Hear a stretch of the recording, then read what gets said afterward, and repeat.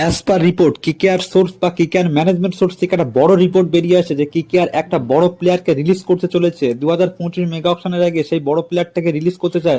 সেই এমনই একটা প্লেয়ার, সেই প্লেয়ারটা কিন্তু কলকাতায় অনেক বছর জুড়ে ছিল, ঠিক আছে। সেই প্লেয়ারটাকে রিলিজ করতে চলেছে। কেকেআর এর রিটেনশন তালিকায় দুটো নাম উঠে আসে কনফার্ম সোর্স থেকে, ম্যানেজমেন্ট সোর্স থেকে, যে একটা হচ্ছে রিঙ্কু সিংকে 100% কেকেআর রিটেন করতে চলেছে।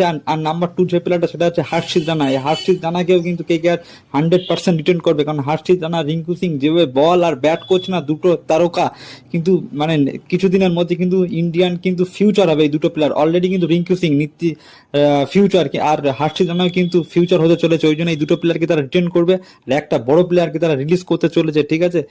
কেকেআর কিন্তু শ্রেয়াস আয়ারকে নিয়ে এখনো 50-50 করা আছে। কেকেআর কিন্তু সূর্য কুমার যাদবকে নেক্সট ক্যাপ্টেন করতে যায় রিপোর্ট অনুযায়ী, তাদের সোর্স থেকে যে রিপোর্টটা আসে।